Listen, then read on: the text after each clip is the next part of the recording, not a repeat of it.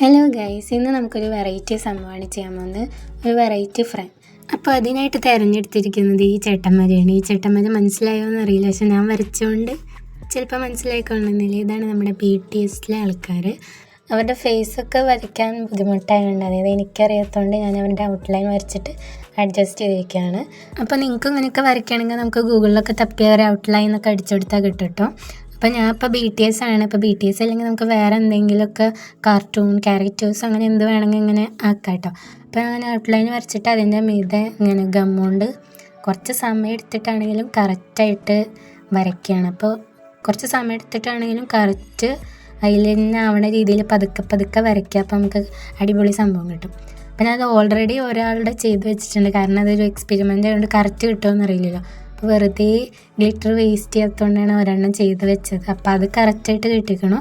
പിന്നെ ബാക്കിയുള്ളതൊക്കെ ഞാൻ ചെയ്ത് കൊടുത്തിട്ട് എൻ്റെ കയ്യിലുള്ള ഗ്ലിറ്ററൊക്കെ ഇതിലിങ്ങനെ വെതറി കൊടുക്കുകയാണ്. അപ്പോൾ ഞാൻ അവിടെ ഇവിടെയൊക്കെ വെതറി കൊടുക്കേണ്ടി എടുക്കുമ്പോൾ എന്താവുമെന്നൊന്നും അറിയില്ല.